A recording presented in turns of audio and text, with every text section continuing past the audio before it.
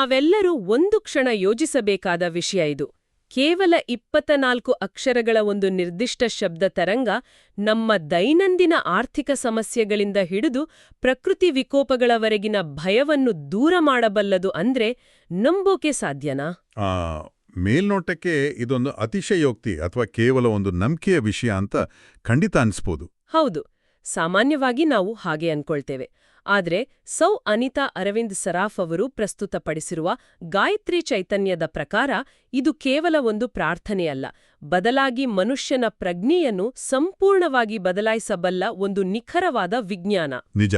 ಈ ಆಳವಾದ ಚರ್ಚೆಯಲ್ಲಿ ಗಾಯತ್ರಿ ಮಂತ್ರವು ಭೌತಿಕ ತೊಂದರೆಗಳಿಂದ ಹಿಡಿದು ಆಧ್ಯಾತ್ಮಿಕ ಮುಕ್ತಿಯವರೆಗಿನ ಬಾಗಿಲುಗಳನ್ನು ಹೇಗೆ ತೆರೆಯುತ್ತೆ ಅನ್ನೋದರ ಹಿಂದಿರುವ ಮನೋವಿಜ್ಞಾನ ಮತ್ತು ಆ ತರ್ಕವನ್ನು ನಾವು ಬಿಡಿಸಿ ನೋಡಲಿದ್ದೇವೆ. ಇದು ನಿಜಕ್ಕೂ ಬಹಳ ಕುತೂಹಲಕಾರಿ ವಿಷಯ. ಏಕೆಂದ್ರೆ ಏನ್ಗತಾ, ನಾವು ಸಾಮಾನ್ಯವಾಗಿ ಮಂತ್ರಗಳನ್ನ ಕೇವಲ ಭಕ್ತಿಯ ದೃಷ್ಟಿಯಿಂದ ಮಾತ್ರ ನೋಡ್ತೀವಿ. ಕರೆಕ್ಟ್, ಕೇವಲ ಪೂಜೆಗೋಸ್ಕರ ಅಂತ. ಎಕ್ಸಾಕ್ಟ್ಲಿ. ಆದ್ರೆ ಗಾಯತ್ರಿ ಚೈತನ್ಯವನ್ನು ಆಳವಾಗಿ ಅಧ್ಯಯನ ಮಾಡಿದಾಗ ಅದೊಂದು ಮಾನವ ವಿಕಾಸದ ಹಂತದ ನಕ್ಷೆ ಅನ್ನೋದು ಬಹಳ ಸ್ಪಷ್ಟವಾಗುತ್ತೆ. ಓಹೋ, ನಕ್ಷೆ ಅಂದ್ರೆ ಒಂದು ಮ್ಯಾಪ್ ತರಹನಾ? ಹೌದು. ಮನುಷ್ಯ ತನ್ನ ಬದುಕಿನಲ್ಲಿ ಎದುರಿಸುವ ಅತ್ಯಂತ ಮೂಲಭೂತ ಭಯಗಳಿಂದ ಹಿಡಿದು ಅವನ ಅಂತಿಮ ಸಾಮರ್ಥ್ಯವನ್ನು ತಲುಪುವವರೆಗಿನ ಸಂಪೂರ್ಣ ಪ್ರಕ್ರಿಯೆಯನ್ನು ಇದು ವಿವರಿಸುತ್ತೆ. ಅಂದ್ರೆ ಇದು ಕೇವಲ ಮಂತ್ರ ಏನು ಮಾಡುತ್ತೆ ಅಂತ ಹೇಳೋದಿಲ್ಲ. ಓಕೆ. ಬದಲಾಗಿ ಅದು ನಮ್ಮ ಒಳಗಿನ ವ್ಯವಸ್ಥೆಯನ್ನು ಹೇಗೆ ಬದಲಾಯಿಸುತ್ತೆ ಅನ್ನೋದ್ರ ಮೇಲೆ ಹೆಚ್ಚು ಬೆಳಕು ಚೆಲ್ಲುತ್ತೆ. ಸರಿಯಾಗಿ ಹೇಳಿದ್ರಿ. ಮನುಷ್ಯನ ವಿಕಾಸದ ಬಗ್ಗೆ ಮಾತಾಡುವಾಗ ಗಾಯತ್ರಿ ಚೈತನ್ಯದಲ್ಲಿ ಮೊದಲು ಪ್ರಸ್ತಾಪವಾಗುವುದು ಮನುಷ್ಯನ ನೋವುಗಳ ಬಗ್ಗೆ ಅಲ್ವಾ? ಹೌದು, ನೋವುಗಳು ಮತ್ತು ಸಂಕಟಗಳು. ಯಾವುದೇ ಉನ್ನತ ಗುರಿಯನ್ನು ಸಾಧಿಸುವ ಮೊದಲು ಮನುಷ್ಯ ತನ್ನ ದೈನಂದಿನ ಸಂಕಟಗಳಿಂದ ಅಂದ್ರೆ ಆ ಸರ್ವೈವಲ್ ಮೋಡ್ನಿಂದ ಹೊರಬರಬೇಕು. ಇಲ್ಲಿ ಮನುಷ್ಯನನ್ನು ಕಾಡುವ 3 ರೀತಿಯ ಯಾತನೆಗಳನ್ನು ಅಂದ್ರೆ ತಾಪತ್ರಯಗಳನ್ನು ಮಂತ್ರವು ನಾಶ ಮಾಡುತ್ತೆ ಅಂತ ಹೇಳಲಾಗಿದೆ. ಖಂಡಿತ. ಆ 3 ತಾಪತ್ರಯಗಳು ಯಾವುದು ಅಂದ್ರೆ ಆದಿಭೌತಿಕ, ಆದಿದೈವಿಕ ಮತ್ತು ಆಧ್ಯಾತ್ಮಿಕ ತಾಪಗಳು. ಒಂದು ನಿಮಿಷ, ಇವುಗಳನ್ನು ಸ್ವಲ್ಪ ಬಿಡಿಸಿ ಹೇಳಬಹುದಾ? ಕೇಳುಗರಿಗೆ ಇದು ಹೆಚ್ಚು ಸ್ಪಷ್ಟವಾಗಲಿ. ಖಂಡಿತ. ಮೊದಲನೇದು ಆದಿಭೌತಿಕ ತಾಪ. ಅಂದ್ರೆ ಪ್ರಾಣಿಗಳಿಂದ, ಅಪಘಾತಗಳಿಂದ ಅಥವಾ ಕಳ್ಳಕಾಕರಿಂದ ಬರುವಂತಹ ಭೌತಿಕ ತೊಂದರೆಗಳು. ಓಕೆ, ದೈನಂದಿನ ಭೌತಿಕ ಸಮಸ್ಯೆಗಳು. ಹೌದು. ಇನ್ನು ಎರಡನೇದು ಆದಿದೈವಿಕ ತಾಪ. ಇದು ನೈಸರ್ಗಿಕ ವಿಕೋಪಗಳಿಗೆ ಸಂಬಂಧಿಸಿದ್ದು. ಉದಾಹರಣೆಗೆ ಭೂಕಂಪ, ಬರಗಾಲ ಅಥವಾ ಸಿಡಿಲು ಬಡಿಯೋದು. ಮೂರನೆಯದು ಆಧ್ಯಾತ್ಮಿಕ ತಾಪ ಅಲ್ವಾ? ಅಂದ್ರೆ ರೋಗ ರುಜಿನಗಳು ಮತ್ತು ನಮ್ಮ ಅರಿಷಡ್ ವರ್ಗಗಳಿಂದ ಬರುವ ಮಾನಸಿಕ ನೋವುಗಳು. ಕರಾರುವಾಗಿ ಹೇಳಿದಿರಿ. ಇವೆಲ್ಲವೂ ನಮ್ಮ ಪ್ರಾರಬ್ಧ ಕರ್ಮದ ಭಾಗವಾಗಿ ಬರುವಂಥವು.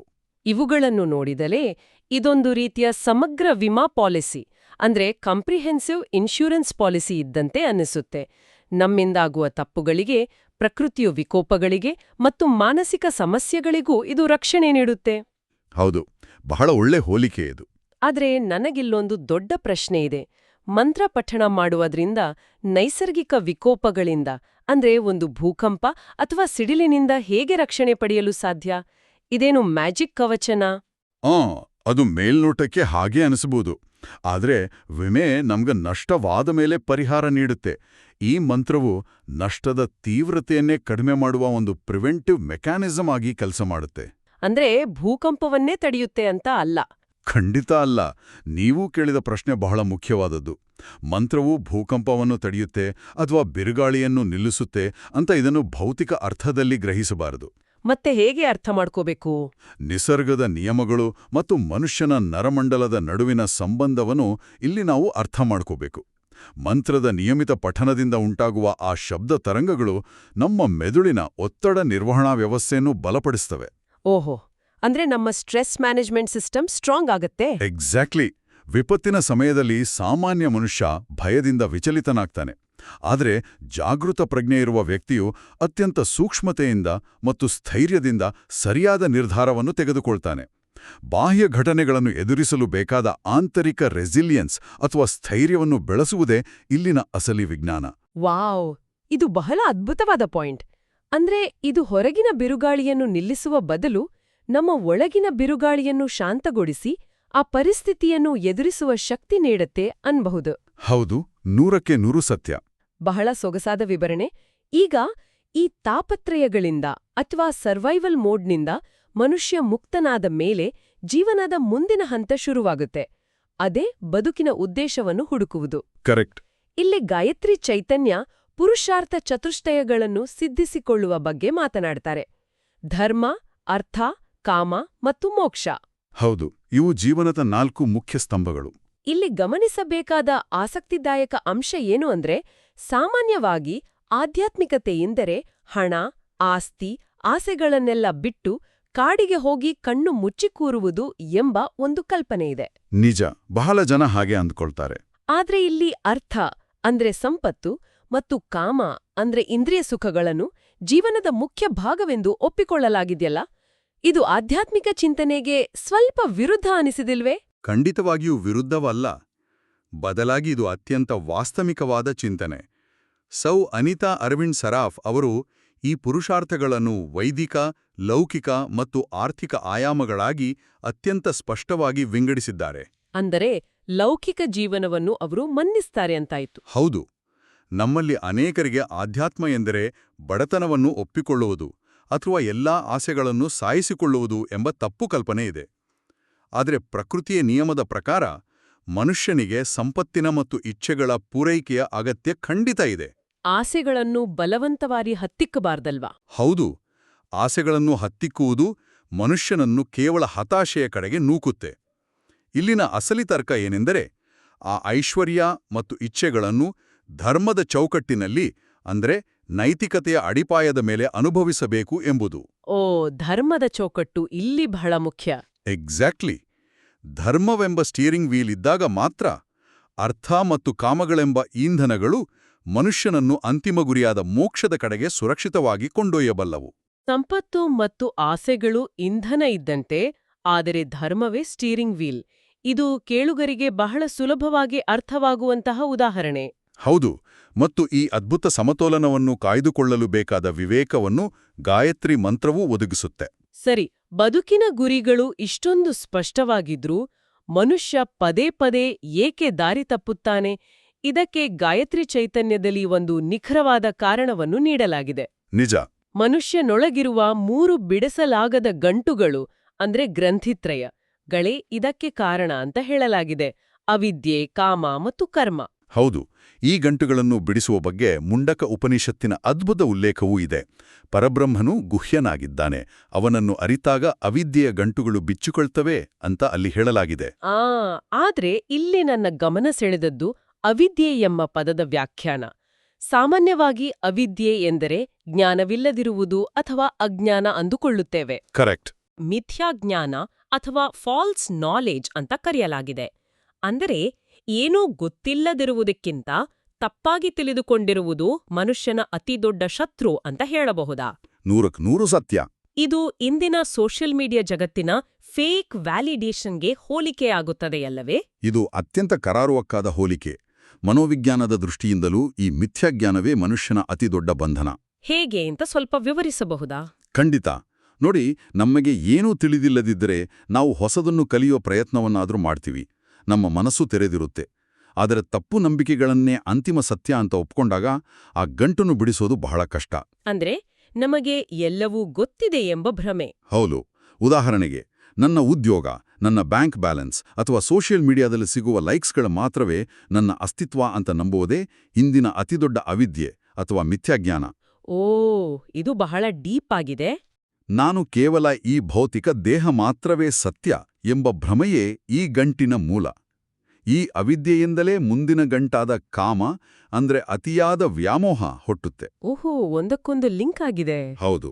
ಮತ್ತು ಆ ವ್ಯಾಮೋಹದಿಂದ ಕರ್ಮ ಅಂದ್ರೆ ಪ್ರಕೃತಿಯ ನಿಯಮಗಳಿಗೆ ವೇದಸಮ್ಮತವಲ್ಲದ ಕ್ರಿಯೆಗಳು ಜರುಗುತ್ತವೆ.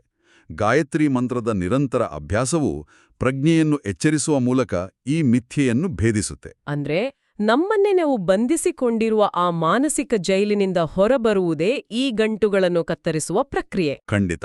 ಒಮ್ಮೆ ನಾವೇ ಸೃಷ್ಟಿಸಿಕೊಂಡ ಈ ತಪ್ಪು ನಂಬಿಕೆಗಳ ಗಂಟುಗಳು ಕಳಚಿಕೊಂಡ್ರೆ ಮನುಷ್ಯನ ನಿಜವಾದ ಸಾಮರ್ಥ್ಯ ಹೊರಬರಲು ಪ್ರಾರಂಭಿಸುತ್ತೆ. ಆ ನಿಜವಾದ ಸಾಮರ್ಥ್ಯ ಹೊರಬರುತ್ತದೆ ಎನ್ನುವುದನ್ನೇ ಗಾಯತ್ರಿ ಚೈತನ್ಯದಲ್ಲಿ ಪಾತಂಜಲಿ ಯೋಗ ದರ್ಶನದ ಅಷ್ಟಸಿದ್ಧಿಗಳ ಮೂಲಕ ವಿವರಿಸಲಾಗಿದೆಯಲ್ವಾ? ಹೌದು. ಅಷ್ಟಸಿದ್ಧಿಗಳು ಬಹಳ ಪ್ರಮುಖವಾದ ಘಟ್ಟ. ಅಣಿಮ, ಮಹಿಮ, ಲಗಿಮ, ಗರಿಮ, ಪ್ರಾಪ್ತಿ, ಪ್ರಾಕಾಮ್ಯ, ವಶಿತ್ವ ಮತ್ತು ಈಶಿತ್ವ ಅಣುವಿನಷ್ಟಾಗುವುದು, ಗಾತ್ರ ಹೆಚ್ಚಿಸಿಕೊಳ್ಳುವುದು, ಹಗುರವಾಗುವುದು ಎಂಬುದೆಲ್ಲ ಇಲ್ಲಿದೆ. ನಿಜ. ಇದರ ಜೊತೆಗೆ ಪರಕಾಯ ಪ್ರವೇಶ, ದಿವ್ಯಶ್ರವಣ, ಆಕಾಶಗಮನದಂತಹ ಪ್ರಸ್ತಾಪಗಳೂ ಇವೆ. ಆದರೆ ಇಲ್ಲಿ ನನಗೆ ಸ್ವಲ್ಪ ಗೊಂದಲ ಇದೆ. ಇವುಗಳನ್ನು ಕೇಳುತ್ತಿದ್ದರೆ ಇಂದಿನ ಸೂಪರ್ ಹೀರೋ ಸಿನಿಮಾಗಳ ತರಹ ಅನ್ಸುತ್ತೆ. ಹೌದು, ಸ್ವಲ್ಪ ಹಾಗೆ ಕೇಳಿಸ್ತೆ. ಅಣಿಮ ಅಂದರೆ ಆಂಟ್ಮ್ಯಾನ್, ಲಘಿಮ ಮತ್ತು ಆಕಾಶಗಮನ ಎಂದರೆ ಸೂಪರ್ಮ್ಯಾನ್ ತರಹ. ಆದರೆ ವಾಸ್ತವದಲ್ಲಿ ಆಧುನಿಕ ಜಗತ್ತಿನಲ್ಲಿ ಈ ಸಿದ್ಧಿಗಳನ್ನು ಭೌತಿಕ ಶಕ್ತಿಗಳಾಗಿ ನೋಡಬೇಕೋ ಅಥವಾ ನಮ್ಮ ಮನಸ್ಸು ಮತ್ತು ಪರಿಸರದ ಮೇಲಿನ ಸಂಪೂರ್ಣ ನಿಯಂತ್ರಣ ಅಂತ ಅರ್ಥೈಸಿಕೊಳ್ಳಬೇಕೋ? ಇವುಗಳನ್ನು ಕೇವಲ ಸಿನಿಮಾ ಶೈಲಿಯ ಮ್ಯಾಜಿಕ್ ಅಥವಾ ಭೌತಿಕ ಚಮತ್ಕಾರ ಅಂತ ನೋಡುವುದು ಖಂಡಿತವಾಗಿಯೂ ಇದರ ಆಳವನ್ನು ಕಡಿಮೆ ಮಾಡಿದಂತೆ ಆಗುತ್ತೆ. ಅಂದರೆ ಇದರ ಹಿಂದೆ ಬೇರೆದೇ ಆದ ಆಳವಾದ ಅರ್ಥ ಇದೆಯಾ? ಖಂಡಿತ ಇದೆ. ಪ್ರಾಚೀನ ಋಷಿಗಳು ಮನುಷ್ಯನ ಪ್ರಜ್ಞೆಯ ವಿಸ್ತರಣೆಯನ್ನು ರೂಪಕಗಳ ಮೂಲಕ ಅಂದರೆ ಮೆಟಾಫರ್ಗಳ ಮೂಲಕ ವಿವರಿಸುತ್ತಿದ್ದರು. ಉದಾಹರಣೆಗೆ ಅಣಿಮ ಅಂದರೆ? ಅಣಿಮ ಅಂದ್ರೆ ಅಣುವಿನಷ್ಟಾಗುವುದು ಅಂದ್ರೆ ಭೌತಿಕವಾಗಿ ಸಣ್ಣದಾಗುವುದಲ್ಲ, ಅಹಂಕಾರವನ್ನು ಶೂನ್ಯ ಮಾಡಿಕೊಂಡು ಯಾವುದೇ ವಿಷಯದ ಅತ್ಯಂತ ಸೂಕ್ಷ್ಮ ವಿವರಗಳನ್ನು ಗ್ರಹಿಸುವ ಆ ಮೈಕ್ರೋಫೋಕಸ್ ಅನ್ನು ಸಾಧಿಸುವುದು. ವಾವ್, ಮೈಕ್ರೋಫೋಕಸ್, ಇದು ಬಹಳ ಲಾಜಿಕಲ್ ಆಗಿದೆ. ಹೌದು, ಒಬ್ಬ ನುರಿತ ಸರ್ಜನ್ ಅಥವಾ ಆಳವಾದ ಧ್ಯಾನಸ್ಥನಿಗೆ ಮಾತ್ರವೇ ಇಂತಹ ಏಕಾಗ್ರತೆ ಸಾಧ್ಯ. ಹಾಗೆ ಮಹಿಮಾ ಅಂದ್ರೆ ನಮ್ಮ ಭೌತಿಕ ಗಾತ್ರ ಹೆಚ್ಚಿಸಿಕೊಳ್ಳೋದಲ್ಲ, ಬದಲಾಗಿ ನಮ್ಮ ವ್ಯಕ್ತಿತ್ವ, ಕರುಣೆ ಅಥವಾ ನಮ್ಮ ಪ್ರಭಾವದ ವ್ಯಾಪ್ತಿಯನ್ನು ವಿಸ್ತರಿಸುವುದು. ಹಾಗಾದ್ರೆ ಲಘಿಮಾ ಅಂದ್ರೆ ಏನು? ಲಘಿಮಾ ಅಂದ್ರೆ ಹಗುರವಾಗುವುದು ಎಂಬುದನ್ನು ಮಾನಸಿಕ ಭಾರಗಳಿಂದ, ಗಿಲ್ಟ್ನಿಂದ ಮುಕ್ತವಾಗಿ ಹಗುರವಾದ ಮನಸ್ಥಿತಿಯನ್ನು ಹೊಂದುವುದು ಅಂತ ವಿಶ್ಲೇಷಿಸಬಹುದು. ಇದು ನಿಸರ್ಗದ ನಿಯಮಗಳೊಂದಿಗಿನ ಮನುಷ್ಯನ ಸಾಮರಸ್ಯದ ಉನ್ನತ ಹಂತ. ಅಂದ್ರೆ ಭೌತಿಕ ಮ್ಯಾಜಿಕ್ಗಿಂತ ಹೆಚ್ಚಾಗಿ ಇದು ಮಾನಸಿಕ ಶಕ್ತಿಯ ಮತ್ತು ಪ್ರಜ್ಞೆಯ ಪರಾಕಾಷ್ಠೆ. ಎಕ್ಸಾಕ್ಟ್ಲಿ. ಪ್ರಜ್ಞೆ ಎಷ್ಟು ಸೂಕ್ಷ್ಮವಾಗುತ್ತೆ ಅಂದ್ರೆ ಮನುಷ್ಯ ತನ್ನ ಪರಿಸರದ ಮೇಲೆ ಮತ್ತು ಮುಖ್ಯವಾಗಿ ತನ್ನ ಸ್ವಂತ ಮನಸ್ಸಿನ ಮೇಲೆ ಸಂಪೂರ್ಣ ನಿಯಂತ್ರಣ ಸಾಧಿಸ್ತಾನೆ. ಇದು ನಿಜಕ್ಕೂ ಕಣ್ತೆರೆಸುವಂತಹ ವಿಶ್ಲೇಷಣೆ. ಸರಿ, ಈ ಸಿದ್ಧಿಗಳ ಜೊತೆಗೆ ಮನುಷ್ಯನಿಗೆ ಸಿಗುವ ಅತಿದೊಡ್ಡ ಐಶ್ವರ್ಯ ಯಾವುದು ಎಂಬ ಪ್ರಶ್ನೆ ಬರುತ್ತೆ. ಗಾಯತ್ರಿ ಚೈತನ್ಯ ವಿವರಿಸುವ ಆ ಅದ್ಭುತ 9 ರತ್ನಗಳೇ ನವನಿಧಿಗಳು ಅಲ್ವಾ? ಹೌದು, ನವನಿಧಿಗಳು ಮನುಷ್ಯನಿಗೆ ಸಿಗುವ ಅಂತಿಮ ಬಹುಮಾನ ಇದ್ದಂತೆ. ಪದ್ಮ, ಮಹಾಪದ್ಮ, ಶಂಖ, ಮಕರ, ಕಚ್ಛಪ, ಮುಕುಂದ, ನಂದಕ, ನೀಲ ಮತ್ತು ಖರ್ವ. ಈ ನಿಧಿಗಳನ್ನು ಪಡೆದಾಗ ಸಿಗುವ ಅಂತಿಮ ಫಲ ಎಂದರೆ ನಿರ್ಮಲ ಮನಸ್ಸು, ಸರಿಯಾದ ವಿವೇಕ ಮತ್ತು ಜನನ ಮರಣ ಚಕ್ರದಿಂದ ಪಾರು ಮಾಡುವುದು ಅಂತ ಹೇಳಲಾಗಿದೆ. ನಿಜ.